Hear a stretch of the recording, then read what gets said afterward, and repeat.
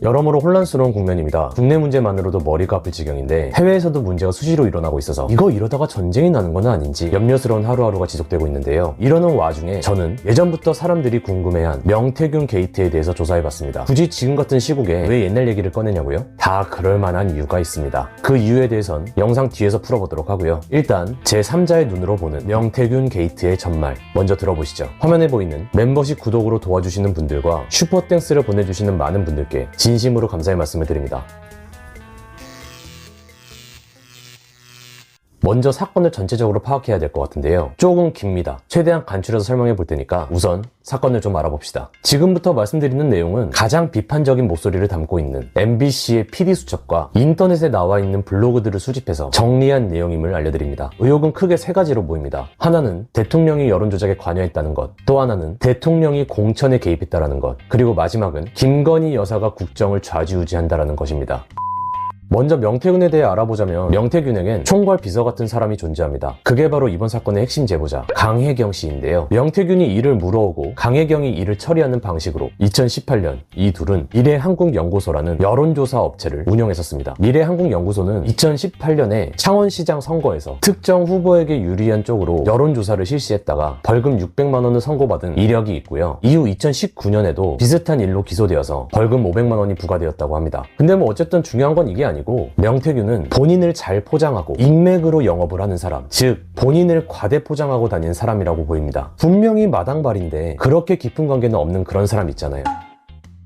이런 제 생각에 대한 뒷받침을 해주는 주장들이 있는데요. 바로 명태균이 알고 있다라고 하는 국회의원들의 증언입니다. 대표적인 예로 김종인 비대위원장이 있는데 그분의 말에 따르면 자기가 무슨 선거 전략이 있어. 나는 그 사람한테 선거 전략을 들어본 적이 없어요. 그 사람과 협의한 적이 없어. 자꾸 나한테 가깝다는 주장을 하기 위해서 그러는데 나는 잘 알지도 못하는 사람들을 자꾸 데려오고 그게 뭐겠어. 내가 본인과 가깝다는 증인을 자꾸 만들려는 거지. 그런데 명태균은 주위 사람들에게 김종인 비대위원장이 본인의 정신적 아버지라고 얘기하고 다녔다고 합니다. 그리고 또 명태균은 본인이 이준석 대표를 만들었다고 주장하면서 다녔다고도 하는데요. 그런데 이준석 말을 들어보면 명이 도와준 적 없어요. 여론조사를 하지도 않았고요. 전부 공표조사한 거지. 명태균이 저를 위해 뭐를 했어요? 집에서 물 떠놓고 제사를 지내는지 어떤지 모르겠지만 나는 인지한 게 없어요. 그리고 덧붙여서 그는 시나리오를 쓰는 사람이라고 생각해요. 분석가라기보다는 만담가에 가까운 스타일이에요. 라고 했다고 합니다. 그 외에도 오세훈, 홍준표, 안철수 등 주요 인사들과도 가까운 사이라고 주장하고 다녔다고 하는데요. 홍준표는 자신의 SNS에 선거 브로커의 거짓말에 대응하지 않겠다. 헛소리 실컷 떠들다 감옥에나 가라. 안철수는 명태균 모릅니다. 이름도 잘 몰라요. 오세훈 시장은 21년도 보궐선거 때 만난 건 사실이다. 근데 잘 기억이 나지 않는다. 라고 대답했다라고 하네요. 본인이 국회의원들과 친하다라고 하는 명태균의 그 주장을 믿는 사람은 딱 두 사람밖에 없었습니다. 하나는 명태균의 지인과 또 하나는 명태균에게 말을 전해 듣는 강혜경 씨밖에 없었죠. 어쨌든 여기까지 조사하면서 전 이 명태균이라는 사람을 만나보지도 못했는데 신뢰를 모두 잃어버렸습니다. 이 사람이 하는 말 중에 뻥카가 얼마나 많을까? 대충 이런 생각이 좀 들었는데요. 어쨌든 이 사람이 어떤 루트를 썼는지는 몰라도 대통령 후보 시절 윤석열 부부를 만나게 됩니다.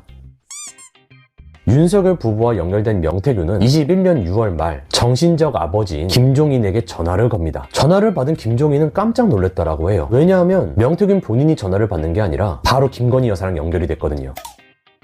그리고 그 이후에 명태균은 이번엔 이준석에게 연락했다라고 합니다. 윤석열 후보자가 이준석 본인을 만나자고 했다고 본인에게 전달했다라고 하는데요. 그때 이준석도 명태균이 윤석열과 커넥션이 있구나 라고 생각했다라고 합니다.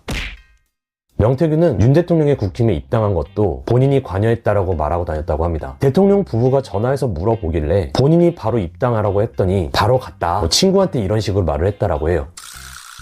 아주 부풀리기를 잘하는 사람이죠. 대충 느낌이 오시죠? 자, 지금까지가 명태균이라는 사람에 대한 설명이었고요. 이제부터 논란이 시작된 그 사건들에 대해 얘기해봅시다. 명태균은 20대 대통령 선거 당시에 총 81건의 여론조사를 했다라고 합니다. 그 중에 공표된 여론조사는 58건이었고요. 그 부분에 대해서는 심사 결과 문제가 없었다라고 해요. 그런데 문제는 비공표용 여론조사 23건에서 문제가 발생된 건데요. 이거를 조작해서 윤 대통령 부부에게 보냈다. 이게 바로 여론조작의 핵심이죠. 근데 명태균은요, 이 여론조사로 발생한 비용을 당시 영남지자체의 선거 예비 후보자들에게 청구했다라고 합니다. 이상하죠? 전혀 상관없는 예비 후보자들에게 돈을 받는 게, 강혜경의 진술에 따르면 명태균이 공천을 내가 받아줄게 라고 약속을 하면서 그 비용들을 받아냈다라고 해요. 공천을 미끼로 돈을 청구한 거죠. 여기까지 얘기를 정리해보면요, 결국 대통령이 시키지도 않은 일을 명태균 본인이 한 거고, 공천이라는 미끼를 던져서 다른 사람들에게 금액을 정산받은 겁니다. 정리하면서도 어이가 없네요. 어쨌든 그렇게 대선이 계속 진행이 됐고요. 최종 견적은 총 3억 7천만 원이 나왔다라고 합니다. 그리고 이걸 수금하러 가면서 명태균은 10억 받아올까 20억 받아올까 라는 식으로 강혜경 앞에서 들뜬 모습을 보였다라고 하는데요. 결국 1원도 못 받아오고 명태균 말로는 대신 김영선의 공천을 받아왔다라고 주장했다라고 합니다. 그리고 사전에 금액을 지불한 예비 후보자들은 지자체 공천도 결국 못 받고 돈만 날렸나 봐요. 그분들과 전화통화 인터뷰를 한 걸 들어봤는데, 책임지지도 못할 일을 자기가 해놓고 가져간 게 있냐 없냐를 막 따진다면서 진짜 웃긴 놈이라고 욕설과 비난을 하던데요. 이 정도면 사기죄 아닌가요? 어쨌든 그 이후에 그 유명한 김영선이를 좀 해줘라 그랬는데 말이 많네 당해서 이 녹취록이 나온 거고요. 이 녹취록에서 명태균은 진짜 평생 은혜 잊지 않겠습니다 이렇게 얘기를 해요. 이것도 살짝 여담이지만 그 이후에 지인과의 통화에서 명태균은 이 사건을 어떻게 얘기하는지 아세요? 지 마누라가 옆에서 아니 오빠 명선생 그거 처리 안 했어 이렇게 명선생 놀라셔가지고 아침부터 전화 오게끔 하는 게, 그게 대통령 자격 있는 거야. 뭐 본인 때문에 김건희 여사가 대통령한테 그런 식으로 말을 했다라고 이런 얘기를 했더라고요. 진짜 평생 은혜 잊지 않겠습니다 이 해놓고, 씨발 앞뒤가 달라도 어떻게 이렇게 앞뒤가 다르지? 뒤에서는 아주 대통령 부부를 아주 하대하듯이 얘기를 하는데, 저보다 나이도 한참 많으신 분께서 참 왜 그러실까? 그리고 본인 주장으로는요, 대통령이 내가 줄게 됐지? 라고 김건희 여사한테 얘기를 했고, 그리고는 윤상현이한테 전화했습니다. 보안 유지하시고 내일 취임식 꼭 참석하십시오.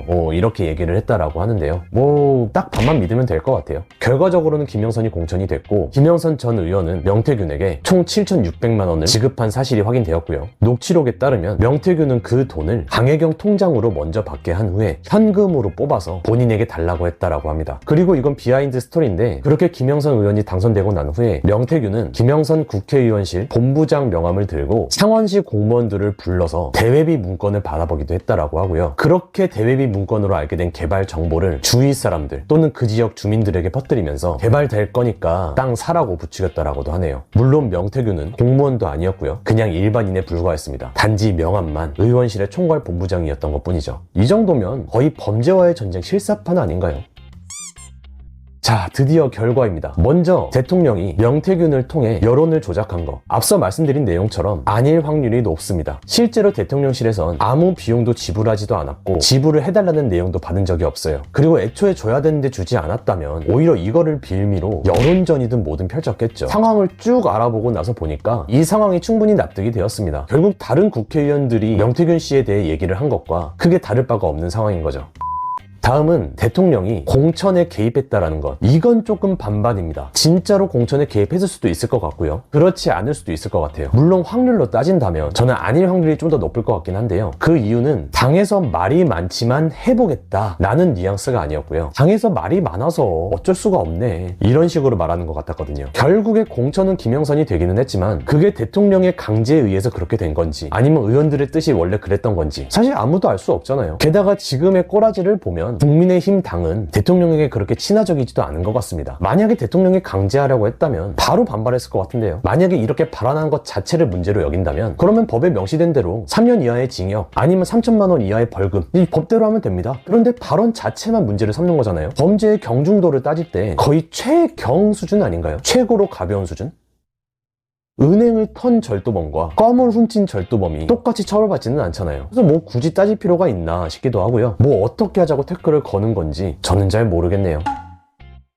마지막으로 김건희 여사의 국정 개입, 이건 정말 아무 말이죠. 이걸 증명하는 내용이 딱 두 가지밖에 없습니다. 명태균이 지인한테 얘기한 대화 내용, 그리고 김건희 여사와의 나눈 카톡 내용. 김건희 여사와 나눈 카톡 내용도 우리 오빠가 철이 없어서 그래요 라던가 명태균 선생님이 이해해 주세요 같은 상대방을 띄워주기 위해서 본인 남편을 낮게 얘기하는 그런 내용밖에 없었어요. 제가 시켰어요, 제가 다 알아서 할게요, 뭐 이런 진짜 국정 운영을 하는 듯한 그런 말은 일체 없었습니다. 상대방 기분 나쁘지 말라고 본인을 낮춰 말하는 거를 보고 김건희가 대통령보다 위인 것 같다 라고 주장을 하는 건 솔직히 초등학교 5학년만 지나도 그렇게 생각하지는 않습니다. 이거에 대해선 뭐 할 말이 없네요. 그리고 이 카톡 내용 갖다가 태클을 거니까 무려 대통령 비서실에서 입장을 낸 적이 있었는데요. 청문회 때 대통령 비서실의 입장은 카톡 내용이 발췌된 5월 9일이면 대통령이 아직 민간인인 당선인 시절이었기 때문에 정치적 중립의 의무도 공무원으로서의 의무도 아직 아무것도 적용되기 전이라고 합니다. 그래서 설사 그 내용이 야당들이 주장하는 대로의 내용이라고 할지라도 문제가 될 거는 없다라는 거예요. 맞는 말이죠. 어떻게 이 정도면 좀 납득이 되셨습니까? 결국 이 모든 건 명태균의 그 과대 포장하는 영업 방식과 시나리오 작가 수준의 부풀리기 화법이 만들어낸 오해로 만들어진 오해 중의 오해인 것 같습니다. 당사자와의 녹취도 아니고 제3자와 통화를 하는 본인의 말의 내용이 상대방의 범죄를 입증한다라는 것 자체가 그 발상 자체가 아주 잘못된 거예요. 그 정도로도 기소가 가능한 거라면 저도 말할래요. 저 어제 쥐새끼 닮은 정치인이 저 드럼통 넣으려고 했어요. 어떻게 이거 증언 한 번이면 지금 바로 기소 가능합니까? 아니면 제가 뭐 전 친구랑 좀 통화 좀 할까요? 쥐새끼 닮은 정치인 나 드럼통 넣으려고 했어. 딱 2주일 뒤에 폭로할게요. 기소 가능? 결국 명백히 밝혀진 김영선 전 의원과 명태균만 구속 기소되었습니다. 당연한 결과죠. 모든 물적, 심적 증거가 다 명확하잖아요. 죄라는 건요, 이렇게 명백히 밝힐 수 있을 때 입증이 되는 거 아닙니까? 어떤 증인이 와서 저 사람 죄 있어요 라고 한다고 해서 죄인이 되는 건 아니잖아요. 애초에 관계자 8명이 죽어 나가도 증거가 없어서 기소를 못하는데 깨작 증인의 한마디로, 깨작 카톡 내용 하나로 죄가 입증이 된다고요? 에라이 무슨 헌법재판소입니까? 이번 사건을 조사하면서요, 다시 한번 윤 대통령 부부를 모함하는 저 반국가 세력들의 치졸함과 비열함에 치가 떨렸습니다. 진보의 탈을 쓴 저 반국가 세력들이 이런 상황을 만들기 위해 여론과 힘을 합쳐 2년 반 작업한 성과 아니에요. 윤 대통령 부부의 지지도를 야금야금 떨어뜨린 거죠. 혐오감을 심어주면서. 그러다 무엇 하나 실수 저지르면 그냥 뭐 지금처럼 전 국민의 혐오 대상이 되는 겁니다. 저들도 이걸 노린 거죠.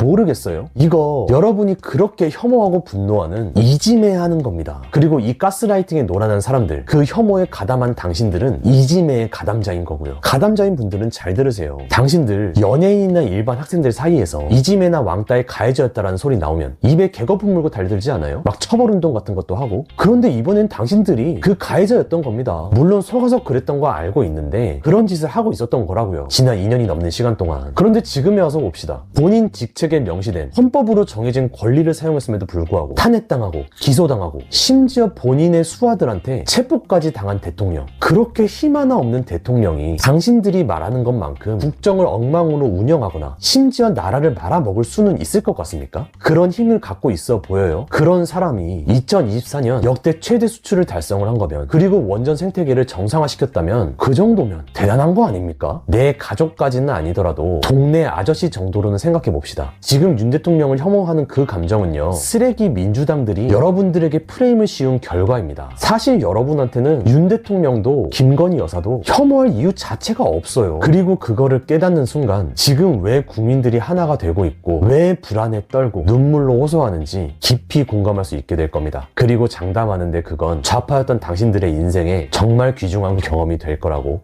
저는 확신합니다. 내용이 아주 길었네요. 그만큼 복잡했던 사건이었죠. 정리하는데 몇 시간이 걸렸는지 모르겠습니다. 다음부터는 좀 짤막한 걸로 좀 다뤄보도록 할게요. 잘 모르셨던 분들에게 조금이라도 도움이 됐으면 좋겠습니다. 그럼 저는 다음 영상에서 찾아뵙도록 하겠습니다. 안녕!